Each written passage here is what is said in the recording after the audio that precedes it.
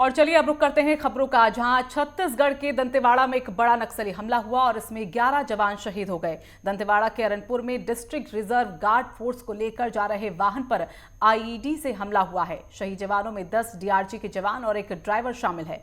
वहीं हमले को लेकर सीएम भूपेश बघेल ने कहा कि नक्सलियों को छोड़ा नहीं जाएगा, ये बहुत दुखद घटना है। वहीं नक्सलियों को खिलाफ हमारी जो लड़ाई है वो अंतिम चरण में है। वहीं योजनाबद्ध तरीके से नक्सलवाद को जड़ से खत्म किया जाएगा। जानकारी के मुताबिक इस हमले के बाद पुलिस ने नक्सलियों को घेर लिया है। दोनों के बीच अब भी मुठभेड़ जारी है। बताया जा रहा है कि और फोर्स को बुला लिया गया है।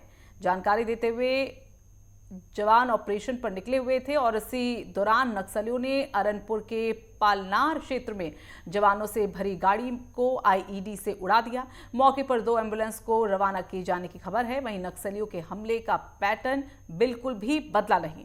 जब जवान नक्सलियों के इलाके में आए तो घात लगाकर बैठे नक्सलियों ने हमला कर दिया।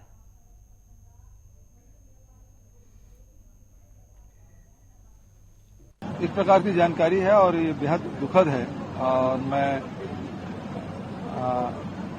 जो हमारे जो जवान शहीद हुए हैं उनके परिवार के प्रति संवेदना व्यक्त करता हूं। लेकिन जो ये लड़ाई है वो अंतिम दौर पे चल रहा है और नक्सलियों को किसी सूरत में छोड़ा नहीं जाएगा। मेरे पास अभी जो प्राप्त जानकारी है, प्रारंभिक जानकारी, अनंतपुर थाना क्षेत्र का मामला है। वहाँ कुछ दूरी में नक्सली छिपे होने की गोपनीय जानकारी थी। डीआरजी के जवान रवाना किए गए थे। सर्चिंग के बाद लौट रहे थे तो आईडी ब्लास्ट किया गया है, जिसमें 10 जवान और एक ड्राइवर की मृत्यु हुई है। कुल 11 लोगों की शहीद हुए हैं 11 लोग, ऐसी जानकारी अभी मिल रही है। एक्स्ट्रा फोर्स, सपोर्टिंग फोर्स रवाना कर दिया गया है। कुछ समय पश्चात जब वो आ जाएंगे और सपोर्टिंग पार्टी चली जाएगी तब विस्तृत जानकारी मिलेगी। दंतेवाड़ा जिला के अरनपुर में जो नक्सली हमले में 11 नौजवानों के शहीद होने का समाचार मिला है, ये समाचार अत्यंत हृदय विदारक है, दुखद है। और इस घटना की जितनी भर्त्सना की जाए, जितनी निंदा की जाए वो कम है।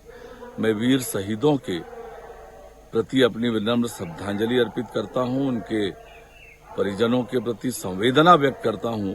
जिला दंतेवाड़ा के थाना अरनपुर क्षेत्र में पूर्व हिडमा इलाका में दरबा डिविजन माओवादी कैडर्स का उपस्थिति की सूचना पर दंतेवाड़ा डीआईजी द्वारा एक अभियान संचालित की गई थे।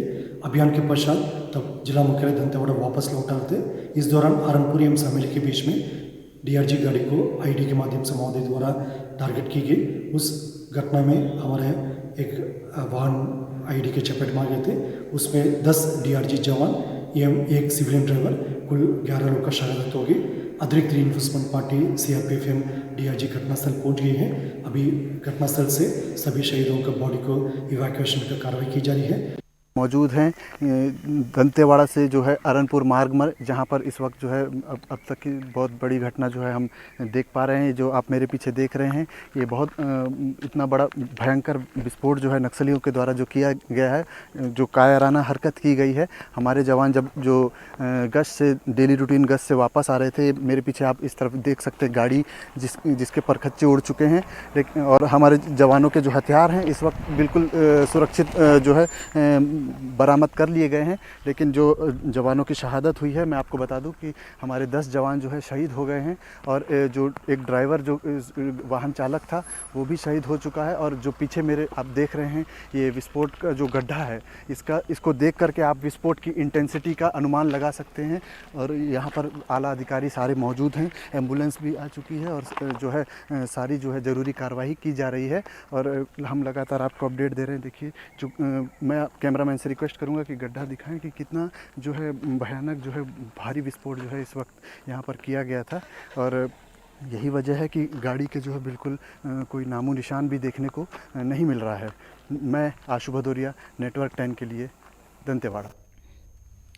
और एमपी के मुख्यमंत्री शिवराज सिंह चौहान ने बयान दिया है। उन्होंने कहा कि हमारे वेदों ने कभी भेदभाव नहीं किया, सभी को एक साथ लेकर चले हैं। साथ ही सीएम ने कहा कि अगर इन वेदों उपनिषदों को पढ़ो तो एक ही बात निकल कर आती है, इनमें कोई भेदभाव अभेद नहीं है। वहीं सीएम ने कहा कि हजारों साल पहले हमारे संतों ने कहा था कि हर जगह सकारात्मक संदेश दिया गया। और मेरा अपना विश्वास है, हमारे वेद, हमारे उपनिषद,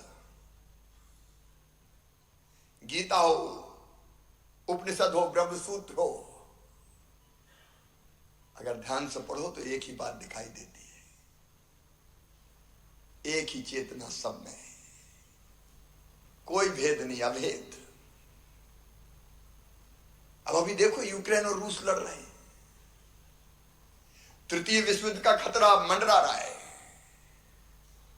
शीत युद्ध चल रहा है, कब भड़क जाए महायुद्ध कोई ठिकाना नहीं है। ऐसे में रास्ता क्या है? रास्ता एक ही है कि हम सब एक हैं, और इसलिए तो हजारों साल पहले हमारे ऋषियों ने कहा था, हर जगह वो संदेश देखिए, अयम निजम परावेत्ति गणना लघुचेत साम उदार चरिता नाम तो वसुदैव कुटुंबकम। तो मुझे पूरा विश्वास है सचमुच में वो दिन आएगा जब धर्म की जय होगी, अधर्म का नाश होगा, और हर तरफ मंत्र गूंजेगा, प्राणियों में सद्भावना हो और विश्व का, और हर गांव से, हर घर से, हर देश से आवाज आएगी, सर्वे भवन्तु सुखिना, सर्वे सन्तु निरामया, सर्वे भद्राणि पश्यन्तु मां कश्चित् दुर्भाग् भवेत्। और मैं समझता हूं इसी कार्य के लिए भारत है। बदलना है भारत को भी और विश्व को भी, ये गुरुतर दायित्व भारत के ऊपर है, और उसके लिए सबको एकात्म होकर काम करना है।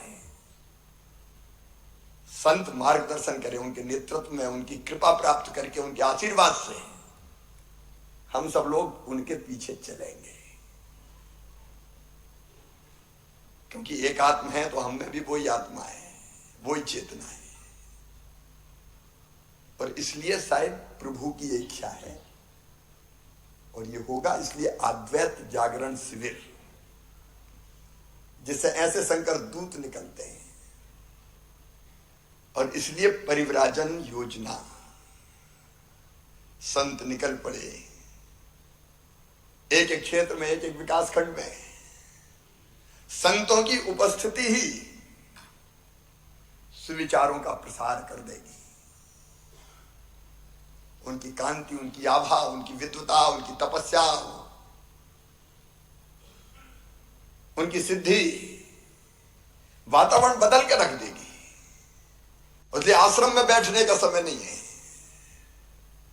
निकलना पड़ेगा गांव में, शहरों में, नगरों में, लोगों के बीच, और उनको सही दिशा दिखा के फिर जो कहा था स्वामी विवेकानंद जी ने कि भारत माता, उन्होंने कहा था चिर महानिशाकांत निकट है, सुदीर्घ रजनी समाप्त हुई जान पड़ती है। जो अंधे हैं वो देख नहीं सकते, जो बहरे हैं वो सुन नहीं सकते, लेकिन मैं स्पष्ट रूप से देख रहा हूं कि भारत माता एक बार फिर से अंगड़ाई लेकर खड़ी हो रही है और विश्व गुरु के पद पर आसीन हो रही है। और शिवपुरी में पुलिस ने खनन माफियाओं के खिलाफ कार्रवाई करते हुए रेत से भरे 2 ट्रैक्टरों को जब्त कर लिया है। इसके साथ ही पुलिस ने 2 आरोपियों को भी गिरफ्तार किया। आरोपियों के खिलाफ खनिज अधिनियम के तहत मामला दर्ज कर लिया है। फिलहाल पुलिस आगे कार्रवाई में जुट गई है।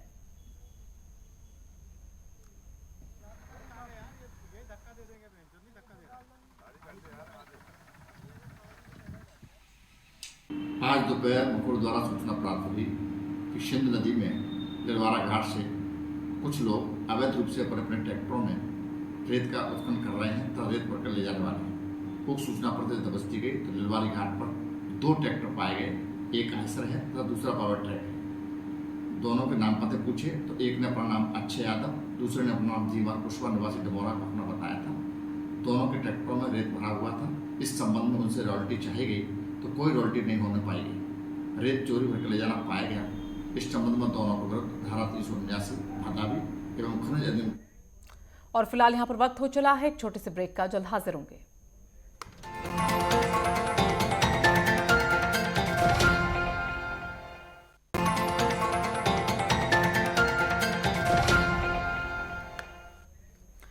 और ब्रेक के बाद एक बार फिर से स्वागत है आपका। रायपुर की मांडर ग्राम पंचायत में महिला सम्मान समारोह का आयोजन किया गया, जिसमें सूबे की महिला और बाल विकास मंत्री अनिला भेड़िया और विधायक अनीता शर्मा शामिल हुए और 6 महीने के बच्चों का अन्नप्राशन किया गया। इस दौरान बच्चों और गर्भवती महिलाओं को सुपोषण किट वितरित की गई। इसके साथ ही आंगनबाड़ी कार्यकर्ताओं को मितानिनों को सम्मानित किया गया। गर्भावस्था के दौरान सही पोषण का पालन सुनिश्चित करना है, किया जा रहा है। बड़े उनकी गोद भराई, उनको आशीर्वाद। बीजेपी के छत्तीसगढ़ प्रदेश प्रभारी ओम माथुर का प्रथम 2 दिवसीय बस्तर संभाग दौरा है और सड़क के रास्ते से जगदलपुर आगमन के दौरान जगह जगह पर कार्यकर्ता ओम माथुर का जोरदार स्वागत करेंगे। बस्तर संभाग प्रवास के दौरान कार्यकर्ताओं से रूबरू होकर संभाग स्तरीय और जगदलपुर विधानसभा स्तरीय भी बैठक लेंगे। साथ ही इस दौरान कई मुद्दों पर चर्चा की जाएगी। तो वहीं कल प्रदेश प्रभारी ओम माथुर दंतेवाड़ा जिला के प्रवास पर रहेंगे।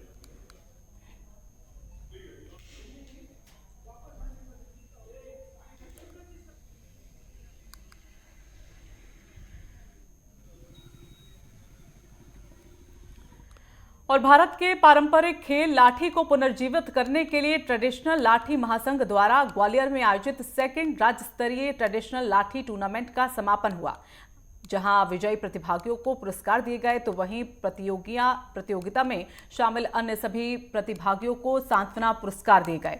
ग्वालियर सांसद विवेक नारायण शेजलवलकर ने नेतृत्व में उनके समापन समारोह का आयोजन किया गया। इस प्रतियोगिता में मध्य प्रदेश की 35 से ज्यादा जिलों की टीमों द्वारा शिरकत की गई थी।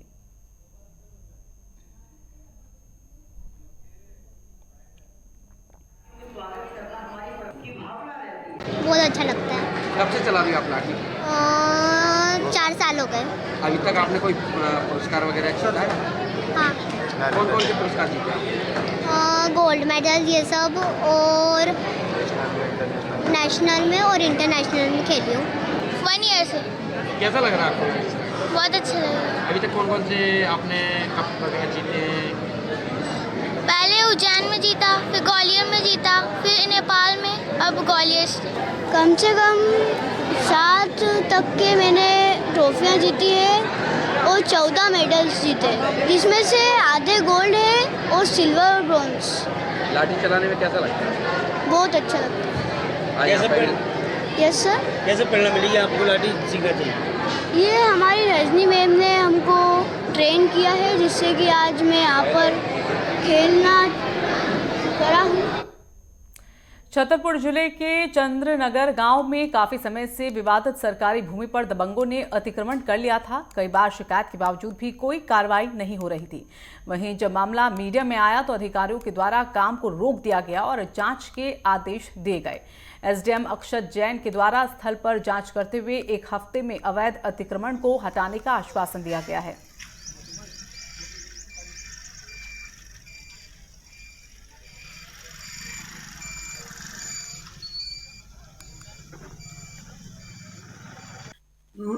मैंने वहाँ पे 1984 अगस्त से और 22 मई 2022 तक निवास किया। वर्तमान में वहाँ पर जो है व्यक्तिगत रूप से निर्माण कराया जा रहा है कुछ दबंगों के द्वारा। तो और उसमें जब आपसे दुकान खाली कराई गई है तो क्या कहना चाहेंगे आप? जब वो बिल्डिंग मुझसे खाली करवाई गई तो उन्होंने कहा यहाँ पे कुछ सरकारी वो होना है, आप खाली कर दीजिए, अपना सामान उठा लीजिए। और तहसीलदार मैडम भी आई, उनने कहा कि नहीं तो आपको सस्पेंड कर दिया जाएगा और आप वहाँ खाली करिए। और ग्राम पंचायत सचिव और सरपंच ने भी लिख के दिया 3 दिवस के अंदर मकान को खाली कर दिया। तो साइड पे एक निर्माण चल रहा है, तो इस संबंध में ये जानकारी मिली है कि ये शासकीय भूमि पर निर्माण है। तो हम लोगों ने अभी मौका स्पॉट देखा है, तो जो हमारे राजस्व अभिलेख है प्रथम दृष्टि से नज़र आ रहा है कि जो ज़मीन लगी हुई है रोड से ये शासकीय ज़मीन है और जो पार्टी जो निर्माण कर रही है उनकी ज़मीन अंदर की तरफ है। तो इस संबंध में हम सामने वाली पार्टी को एक नोटिस जारी कर उनके सुनवाई का अवसर देंगे और यदि ये एकदम प्रमाणित हो जाता है कि ये जो है उनका सर्वे नंबर अन्य है और ये स्पॉट नहीं है तो फिर निश्चित रूप से हम इसमें अतिक्रमण है। उज्जैन के थाना नानाखेड़ा क्षेत्र के होटल प्राइड में युवक की लाश मिलने का मामला सामने आया है। जानकारी के मुताबिक खाचरौद के इंद्रप्रस्थ कॉलोनी नागदा रोड निवासी भोला दर्शन करने के बाद होटल में रुकने आए थे कि होटल में रूम न होने के चलते होटल मालिक ने मृतक को होटल के पास स्थित अपने एक निजी घर के कमरे में रुकवा दिया था।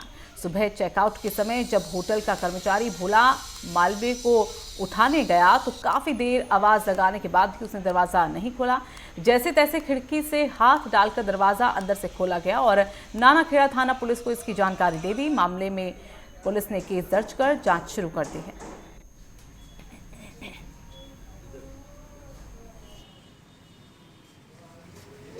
एक भोला नामक व्यक्ति है, जांच में पता किया गया कि ये खाचरौद का रहने वाला है। उसके द्वारा उसकी अभी मृत अवस्था में उसकी लाश मिली है, जिसकी जांच पुलिस द्वारा की जा रही है। अभी जांच के अनुसार, तथ्यों के अनुसार पता लगेगा कि मृत्यु का कारण क्या है, जांच की जा रही है। सर, कल यहाँ पर आया था और प्राथमिक दृष्टया क्या लग रहा था? कल रात में आया था। अभी प्रथम दृष्टया एक सल्फास की वो भी मिली है, तो उसके आधार पर अभी जाँच करेंगे कि मृत्यु के कारणों का पता लगाकर उसके अनुसार कार्रवाई की जाए।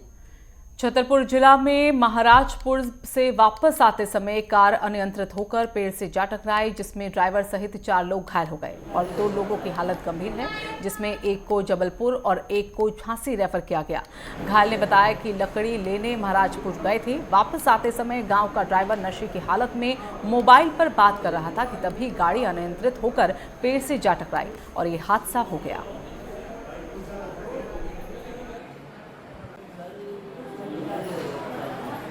इंडिगो से आ रहा था वापसी, नंद ने फ़ोन लगाया, गाड़ी स्पीड में था, तो वहाँ से आते कब टकरा दिया पेड़ी में, वहाँ घायल हो गया है 5 लोग, 2 लोग रेफर हो गया और 3 लोग छतरपुर में है अस्पताल में। बिलासपुर के तारबहार थाना क्षेत्र में धोखाधड़ी के मामले में गिरफ्तार एक आरोपी की इलाज के दौरान मौत हो गई। बता दें कि आरोपी को 3,85,000 रुपए की ठगी के मामले में गिरफ्तार किया गया था। तबीयत बिगड़ने के बाद उसे इलाज के लिए जिला अस्पताल में भर्ती कराया गया, जहां इलाज के दौरान उसकी मौत हो गई।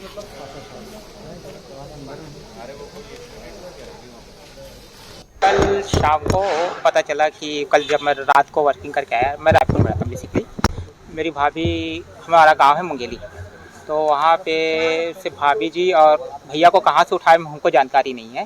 भाभी जी को भी थाने बुलाया गया और वहाँ से लेकर के उनको ये थाने यहाँ लेकर के आया गया। जहाँ तक मुझको जैसी जानकारी मिली वो बता रहा हूँ। और फिर रात को कुछ भाभी जी को तो उन्होंने बोला कि आप जा सकते हैं और भैया को रख लिया और बोले कल सुबह बुलाएंगे, और उसके बाद अभी आए हैं और अभी कुछ जानकारी नहीं है और क्या हुआ करके अभी तक उनके तरफ से हमको कुछ भी जानकारी नहीं मिली कि भैया कहाँ है, अभी क्या है। व्यक्ति को एक केस से संबंध में लाए थे रात को, उसको अरेस्ट भी किया था और उसी संबंध में रात में वो थाने में था। सुबह उसको कुछ प्रॉब्लम हुई थी जिस वजह से हॉस्पिटल ले गए थे। हॉस्पिटल में जब ले गए तो वहाँ पे कुछ टाइम के बाद उसकी मृत्यु की सूचना मिली है। उसी संबंध में जांच चल रही है और चूँकि ये हॉस्पिटल में ले जाके मृत्यु हुई है, इसकी हम न्यायिक मजिस्ट्रेट से जांच कराएंगे। जो भी तथ्य हैं उसकी उस जांच के बाद ही पता चलेंगे। रायगढ़ में घरघोड़ा थाना क्षेत्र से 20 अप्रैल को एक युवक लापता हो गया। वहीं 22 अप्रैल को लापता युवक के पिता की ट्रेन में कटने से मौत हो गई, जिसके बाद 23 अप्रैल को लापता युवक की जानकारी घरघोड़ा थाना को लगी। मामले की गंभीरता को देखते हुए पुलिस अधीक्षक के दिशा निर्देश पर जांच की गई, जिसके बाद 3 टीमें बनाकर जांच शुरू की गई।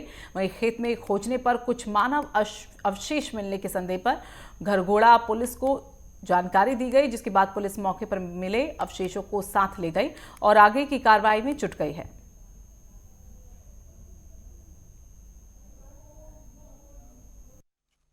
यहाँ पर 22 तारीख को एक वारदात हुई थी। 22 अप्रैल को हमें एक शव मिलने की जानकारी मिली थी पृथ्वी सिंह नाम के व्यक्ति की, जो 65 वर्षीय है। ये शव हमें मिला था ट्रेन में कटकर। इसमें जब फर्दर हमने इंक्वायरी चालू की तो हमें पता चला कि इसका पृथ्वी सिंह का बेटा मनोज, ये पिछले 20 तारीख से गांव में मिसिंग है और परिजनों से मिली जानकारी के अनुसार लास्ट टाइम वो इस घर में ही आया हुआ था, यहाँ पर पृथ्वी सिंह के पास ही, और खाना छोड़ने के लिए आया हुआ था और उसके बाद से वो मिसिंग है।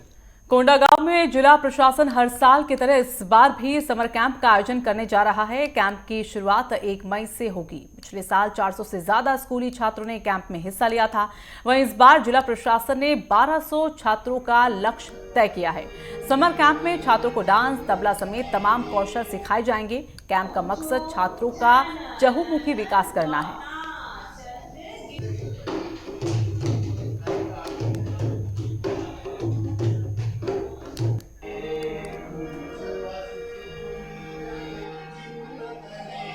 पूर्व वर्ष की भांति इस वर्ष भी समर कैंप का आयोजन हम लोग करने जा रहे हैं और जो अवकाश स्कूलों में 1 मई से प्रारंभ हो रहा है, उसी अवकाश में पिछले वर्ष केवल जिला मुख्यालय में समर कैंप का आयोजन किया गया था, जिसमें से लगभग 400 बच्चों ने पार्टिसिपेट किया था अलग अलग विधाओं में। इस बार हम लोग कलेक्टर साहब के निर्देशानुसार ब्लॉक स्तर पे उसको आयोजित कर रहे हैं, ताकि अंदर से जो ब्लॉक स्तर के जो बच्चे हैं उनको भी इसका लाभ मिल सके। ये चूँकि ब्लॉक हेडक्वार्टर में ये कार्यक्रम होना है समर कैंप का, तो ब्लॉक से जुड़े हुए 4-5 किलोमीटर के रेडियस में जो भी स्कूल हैं और जो इंटरेस्टेड बच्चे हैं और जो पेरेंट्स हैं वो वहाँ पे पार्टिसिपेट करेंगे। दमोह के घनश्यामपुरा गांव में एक मकान आग की चपेट में आ गया। आग लगने से घर में रखा सामान जलकर खाक हो गया। स्थानियों ने कड़ी मशक्कत के बाद आग पर काबू पाया। गौरतलब है कि आग लगने के वक्त पीड़ित घर से बाहर गया था। पीड़ित की तहरीर पर पुलिस मामले की जांच में जुट गई।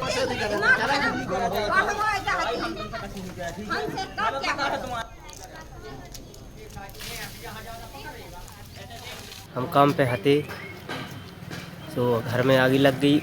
हमारे यहाँ फ़ोन आया था कि आग लग गई। हम वहाँ पहुँचे, सब जल चुका था, कुछ नहीं बचा था। खाने पीने की सारी चीज़ें जल गई थी। हमारे गुरु जी आए थे सिद्धि महाराज, उन्होंने 5000 रुपये दी। वहीं ग्वालियर में ऑनलाइन ठगी का मामला सामने आया। युवक से 5.5 लाख रुपए की ठगी की गई। पीड़ित ने धोखाधड़ी की तहरीर साइबर सेल में दे दी है, लेकिन कोई कार्रवाई नहीं हुई। लिहाजा युवक ने क्राइम ब्रांच के दफ्तर में शिकायत की। पीड़ित की तहरीर पर पुलिस मामले की जांच में जुट गई है।